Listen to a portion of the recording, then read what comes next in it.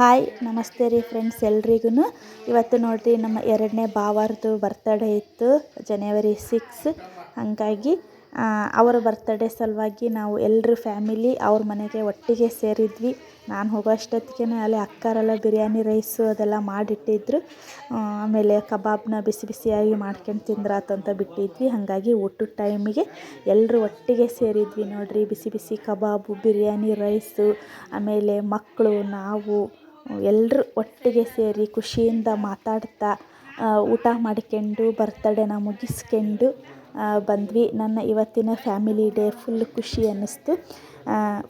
ಈ ವಿಡಿಯೋ ಮೂಲಕ ನಮ್ಮ ಮಾವರಿಗೆ ಮತ್ತೊಮ್ಮೆ ಹುಟ್ಟುಹಬ್ಬದ ಶುಭಾಶಯಗಳನ್ನು ಹೇಳ್ತಾ, ಫ್ರೆಂಡ್ಸ್ ನನ್ನ ಇವತ್ತಿನ ವಿಡಿಯೋ ನಿಮಗೆ ಹೆಂಗೆ ಅನ್ನಿಸ್ತು ಅಂತ ಪ್ಲೀಸ್ ಒಂದು ಲೈಕ್ ಕೊಟ್ಟು ಕಮೆಂಟ್ ಮಾಡಿರಿ. ಸಾಧ್ಯ ಆದರೆ ಈ ಕಮೆಂಟ್ ಮೂಲಕ ನಮ್ಮ ಮಾವರಿಗೆ ಒಂದು ವಿಶ್ ಮಾಡಿರಿ ಬರ್ತಡೇದು.